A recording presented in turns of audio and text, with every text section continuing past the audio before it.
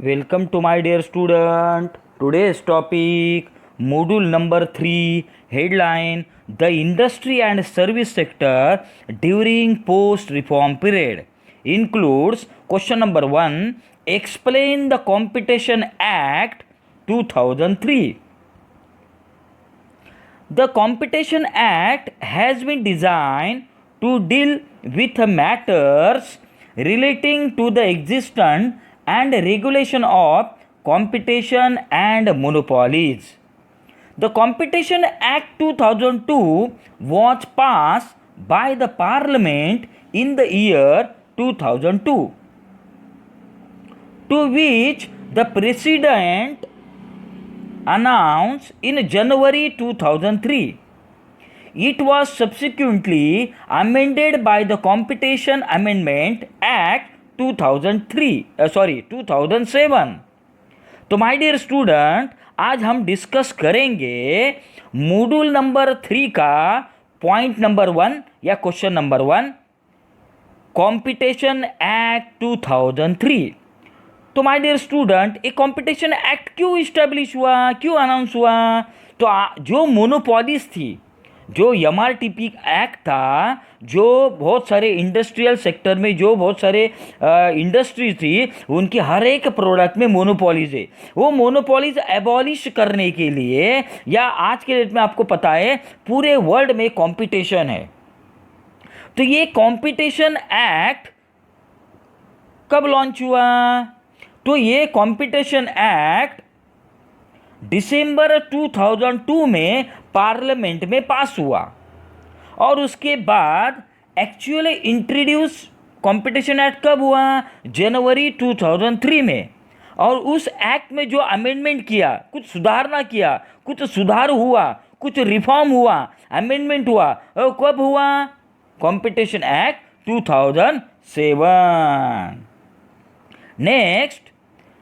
Next point, the Competition Act 2002 provides for the setting up of a Competition Commission of India CCI with a view to, means a Competition Act के लिए क्या हुआ?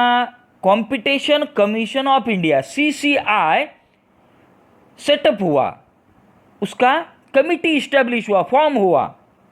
तो उन्होंने कुछ recommendation किया है, कुछ प्रोविजन किया है. उसमें उन्होंने क्या बताया है? तो number 1, prevent practice having adverse effect on competition. Means आपका जो प्रोडक्ट आप मार्केट में लॉन्च करना चाहते हैं, सप्लाई करना चाहते हैं, स्टार्ट करना चाहते हैं, उस प्रोडक्ट के बारे में आपका पहले प्रिपरेशन होना जरूरी है, प्रैक्टिस होना जरूरी है. जैसे आपको पता है एमपीएससी की एग्जाम, ये भी कॉम्पिटिटिव एग्जाम है, मीन्स कॉम्पिटिशन है. आज के डेट में वर्ल्ड में कॉम्पिटिशन एंड कॉम्पिटिटिवनेस है.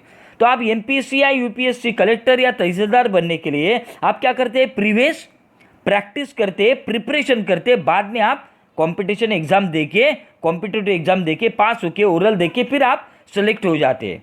वैसे ही आपका प्रोडक्ट मैन्युफैक्चर करने के लिए पहले आप क्या प्रोडक्ट लॉन्च करना चाहते हैं, उसका रॉ मटेरियल सब प्रिपरेशन होना जरूरी है, प्रैक्टिस होना जरूरी है, और क्वालिटी वाला प्रोडक्ट जरूरी है. बाद में प्रोडक्ट लॉन्च कीजिए.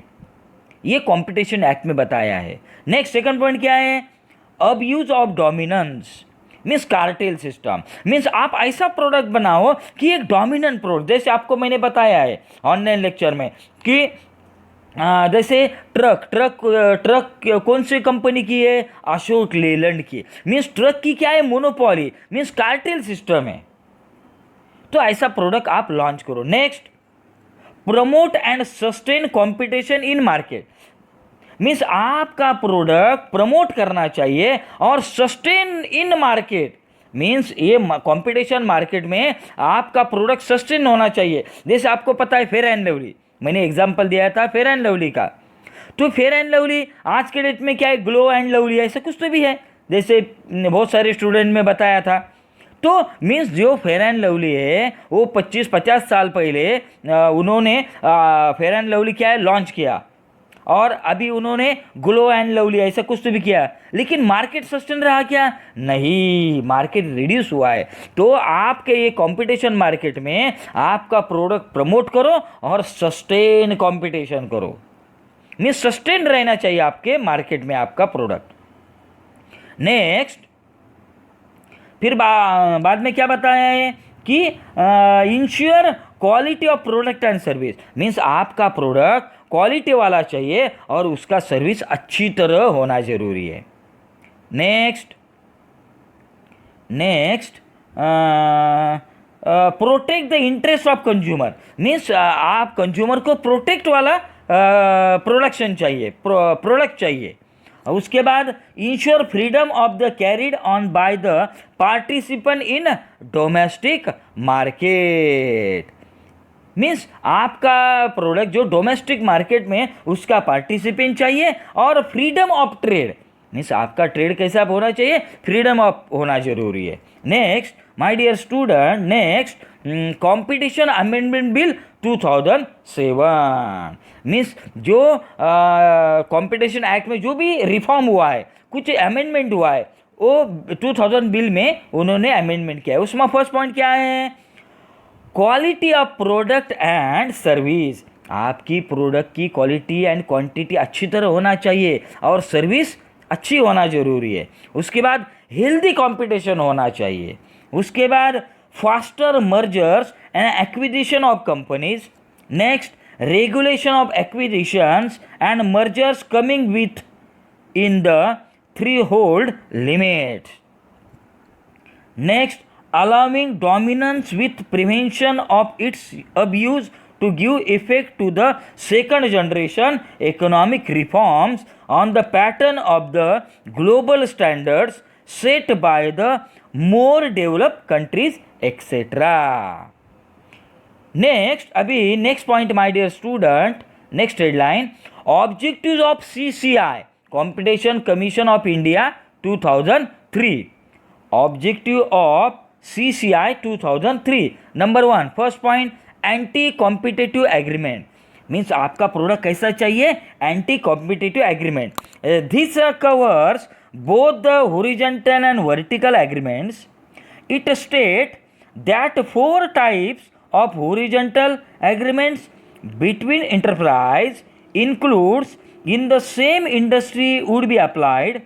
These agreements are those that number 1 lead to price fixing, number 2 limit or control quantities, number 3 share or divide markets, and last result in bid या टेंडर। मीन्स आपका जो product है वो एंटी कॉम्पिटिटिव एग्रीमेंट होना चाहिए। उसमें उन्होंने क्या बताया, हॉरिजॉन्टल एंड वर्टिकल, मीन्स आपको प्रोडक्ट की जो प्राइस है वो लीड करने वाला, फिक्सिंग प्राइस लीड करने वाला प्रोडक्ट चाहिए।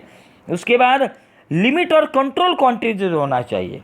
Next, share and divide market होना जरूरी है। और आपका जो बीड मीन्स मराठवाड़ा में गोपीनाथ मुंडे का बीड डिस्ट्रिक्ट, वो नहीं, बीड का मतलब टेंडर, मीन्स आपका प्रोडक्ट का लिलाव होना जरूरी है, टेंडर फॉर्म निकालना चाहिए, मीन्स क्वालिटी वाला प्रोडक्ट चाहिए। Second point, abuse of dominance. The act list of following categories of abuse. Number 1, unfair या discriminatory conditions. Next, limiting or restricting production or technical or scientific development. Next, market access. Next, subject obligation and contract system. Next, using a dominant position in one market to enter or protect another. इसका मतलब क्या हुआ, and protect another. इसका मतलब क्या हुआ कि आपका जो ये है, क्या बोलते हैं उसको, कि अब use of dominance mean unfair and discriminatory condition होना चाहिए। आपका ये जो है, क्या बोलते हैं उसको, प्रोडक्ट कैसा है, अनफेयर कंपटीशन वाला चाहिए या डिस्क्रिमिनेशनरी कंडीशन वाला चाहिए। उसके बाद आपका जो प्रोडक्शन है उसका रिस्ट्रिक्शन एंड लिमिटेशन होना जरूरी है, और उसमें नए नए टेक्नोलॉजी यूज़ करके साइंटिफिक डेवलपमेंट होना जरूरी है। उसके बाद फ्री मीन्स एक इजी मार्केट एक्सेस होना चाहिए। उसके बाद कि आप कॉन्ट्रैक्ट सब्जेक्ट टू कॉन्ट्रैक्ट होना जरूरी है, subject to obligation and related to contract system. और उसके बाद आपका प्रोडक्ट ऐसा होना चाहिए कि one market position dominant product होना चाहिए। जैसे अशोक लेलैंड ट्रक में क्या है, अशोक लेलैंड का प्रोडक्ट डोमिनेंट प्रोडक्ट है, वन मार्केट है, सिंगल मार्केट है। जैसे अभी देखो मोबाइल का जो नेटवर्क है, जैसे जियो क्या है, एक डोमिनेंट वन मार्केट हो रहा है, जैसे कोलगेट का है, ऐसे वेरियस प्रोडक्ट है। नेक्स्ट थर्ड पॉइंट क्या है, कॉम्बिनेशन रेगुलेशन, मर्जर सिस्टम, और उसके बाद इन्फोर्समेंट सिस्टम, ये सब कंपटीशन एक्ट में 2003 में बताया है। अभी last point my dear student, last point क्या बताया है कि द न्यू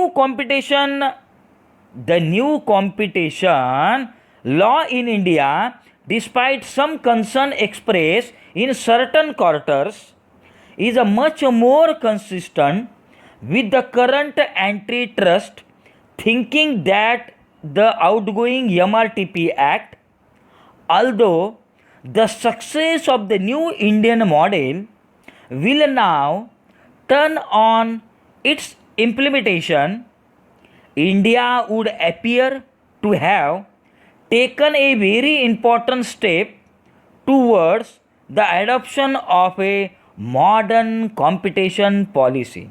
मीन्स इसमें क्या बताया है कि जो MRTP act, monopoly restrictive trade practices act 1969 में स्टार्ट हुआ था, इम्प्लीमेंट हुआ था, उसको एबॉलिश करके कंपटीशन एक्ट पॉलिसी इम्प्लीमेंट हुई। ये मॉडर्न कंपटीशन एक्ट पॉलिसी है।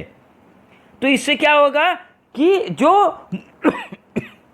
मोनोपोली थी वो क्या हो गई, एबॉलिश हुई, और आज के डेट में पूरा मॉडर्न कंपटीशन पॉलिसी अडॉप्ट हुई है। इसलिए ये कंपटीशन एक्ट पॉलिसी इंपॉर्टेंट है।